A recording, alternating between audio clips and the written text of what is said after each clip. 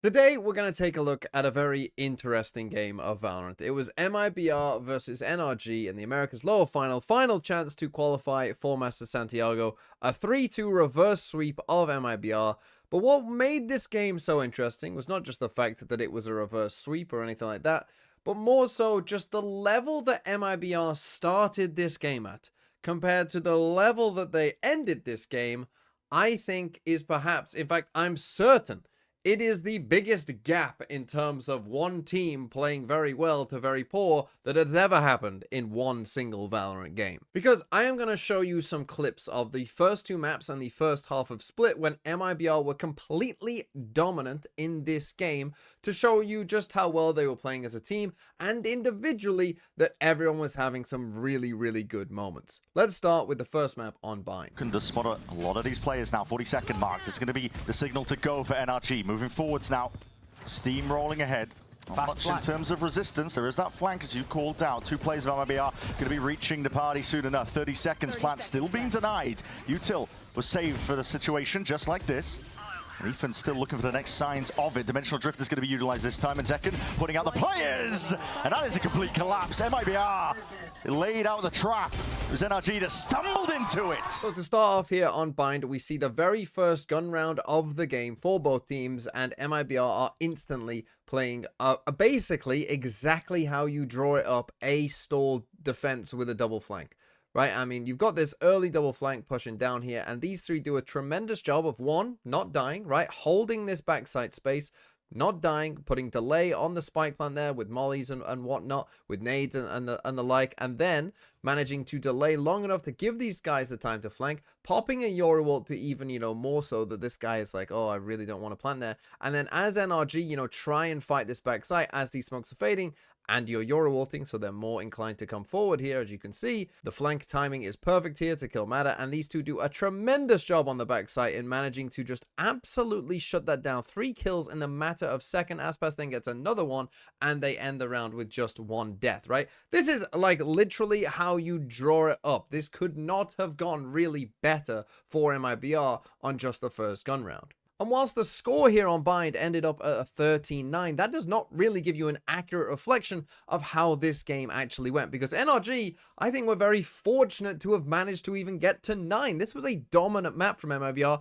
which kind of is actually told by the story of the kill difference. Look at the kill difference here from MIBR versus NRG. They are plus 23 as a team overall in terms of kills. Now, they only won by 4 rounds. Well, if you win 4 rounds flawlessly, that's only 20 kills, which tells you that basically anytime MIBR were winning a round, it was like the one that we just saw where it was almost flawless. And anytime NRG won a round, it was probably in a very, clutch situation or very low numbers left for NRG. It was close when NRG won and dominant when MIBR won. So the first map of Bind was dominant for MIBR. Let's take a look at the second map here, where again, we get good examples of individuals stepping up as well.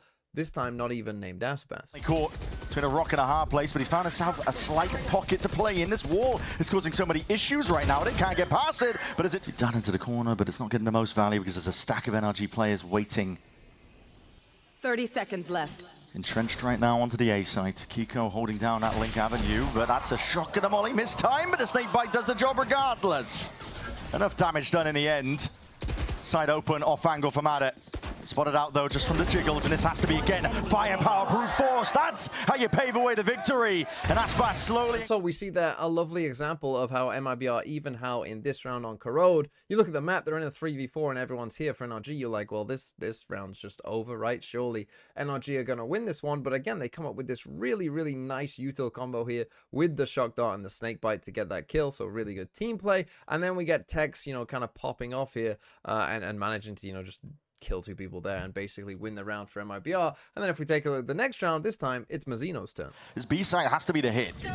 Surely you can't go back to A. You have 20 seconds. 20 seconds! 20 seconds. Tex is gone. Down and out. That's a no command. Emanating. Ripped out now. MIBR scrambling. Lost in the dark right now. 13 seconds. Do they even have time? I don't know. Corrode is a big man. You got to get a move on. You got to sprint now. 7 seconds. You really have to get a go. That's barely enough time. And mid needs to be held down. navigated the first danger, but can you get past this? Mazino puts a stop to it himself. So again, the calling here may not have been perfect for MIBR. They got themselves in a bit of a, tricky situation. But again, the individual players, as we know on this team, are incredible. And they were stepping up, right? If they needed them to, they were stepping up and, doing stuff like that. And ultimately, as we see, Mazino just completely pops off and wins the round. And this was not the only round that Mazino completely popped off and won them around. And again, Corrode ended up in a very dominant situation here for MIBR. And this game just looked like you can't compete with this. You can't compete with a team with this skilled players popping off like this. And so again, Corrode ended at 13-5. Despite the fact that NRG won the first pistol and the first bonus, they then only won 2 more rounds from that point.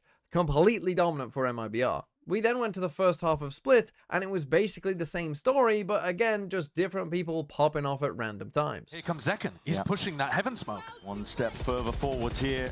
Cosmic Divider trying to get this up. What? Zekken! He's gotten away with murder! It's unethical! He can't be getting away with this, and NRG, they're sending it forwards again, blitzing pace once more, but Zekken, he can't be denied, he can't be stopped! So yeah, they were just completely dominating. If they needed a hero round, there was many heroes there to be found to deliver it for them.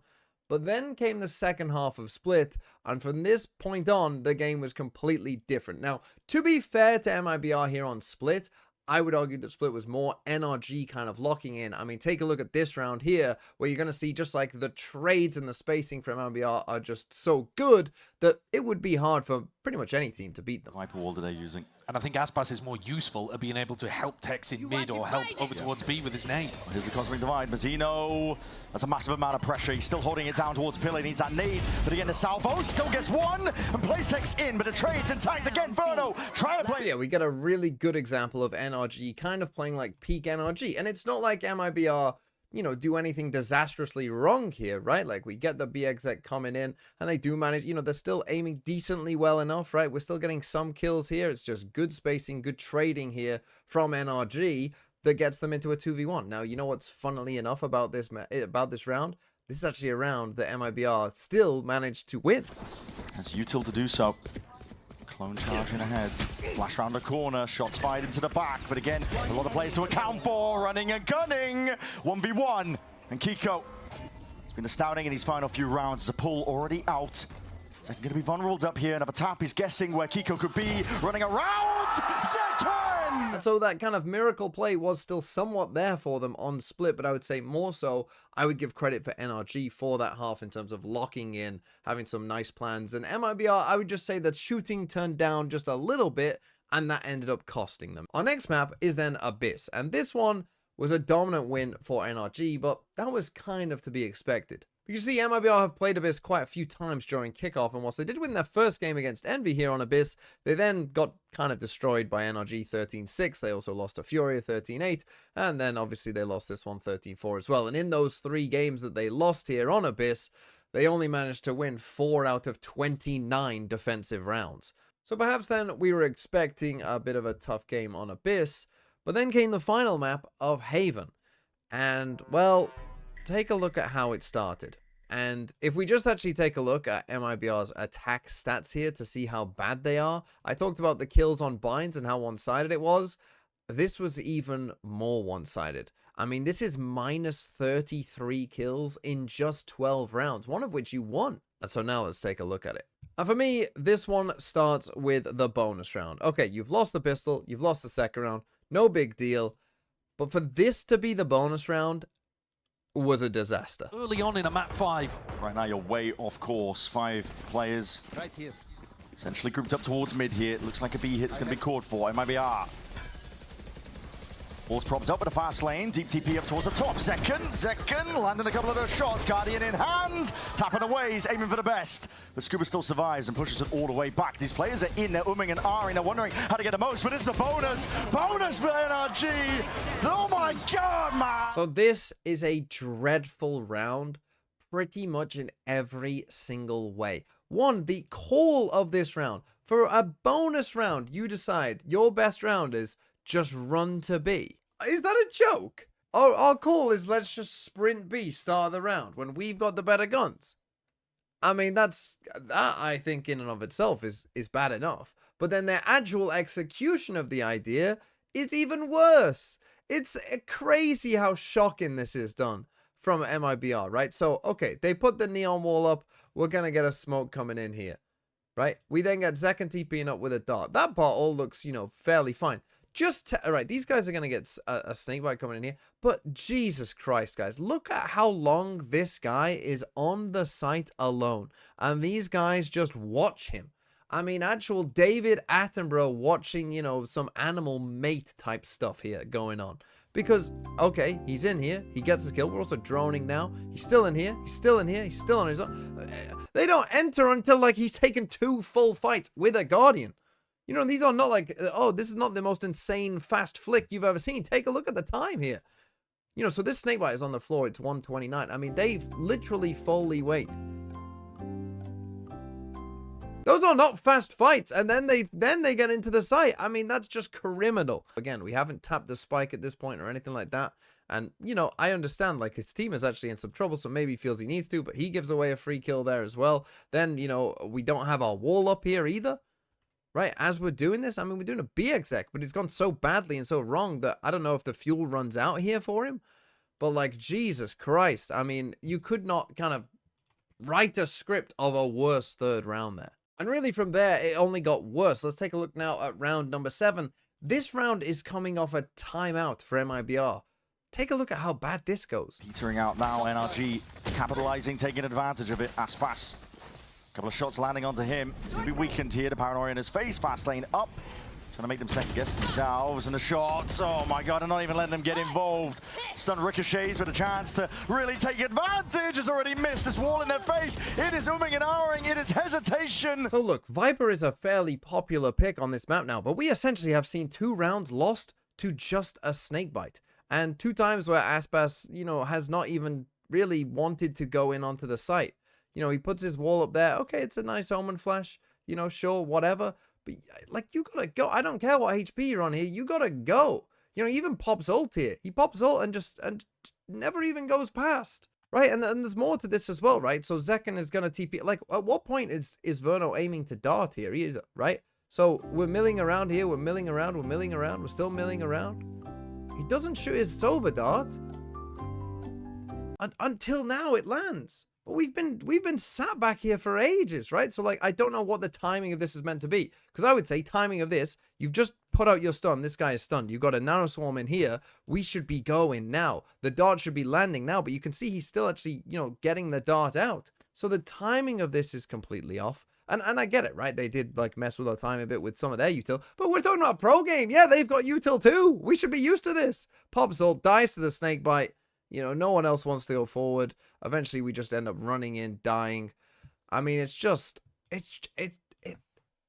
I don't know what to say. And then from this part of the game, Brock decided to also really rub it in MIBR's face. Tech's working his way through mid. Oh, and he's dead already! So yeah, remember during Champs when everyone was like, oh, you gotta nerf the Odin, you know, Riot, what are you doing? Why haven't you nerfed the Odin yet? Brock proved that, you know, it's so strong. Well, essentially what has happened since, of course, is that all other pro teams have massive amnesia, and so no one else bothers to ever really use this gun. And Brock is still able to do stuff like this because apparently he can play this Jedi mind trick on everyone where no one else is willing to actually put the time into abusing this gun like he is. But from this point, their round essentially just becomes, let's just walk around the map and pray that we can get some kills. I mean, it looks like a ranked game. I mean, genuinely, this looks like a ranked game. After this first kill, imagine you're 7-0 down on Haven. I'm sure you've played in games where the map might look like this, where it's just like, and then this guy dies here. You're this Viper sitting here, and your teammate died there, and you're like, what? But then it doesn't stop there. I mean, let's skip on skibbity-doo-dah ahead a little bit more. In a way, and now Mazino, I mean, a 3v5. Mazino's going to just try this on his own. We saw the Sova in here. You've been in those ranked games, I'm sure. And then finally, let's finish with round number 10, just to remind everyone again that Brock is abusing a gun that no one else seems to want to abuse. He lands it again, that's a lot of damage. Zekken! How does he anticipate this? He's unbelievable, man. He's a menace everywhere around the map. You don't see him. It's just Unbelievable. Yeah, I think it's right. And this, They're not giving them a chance to play. They're not giving them a chance to play! they don't even get to play the game. Oh my god, man! So yeah, I'm not saying that anyone else would be nearly as good as Brock is with this gun, but when you see a round like this, it does make you think. At one point, Brennan Sideshow said during this game, like, it feels worse than a 13-0.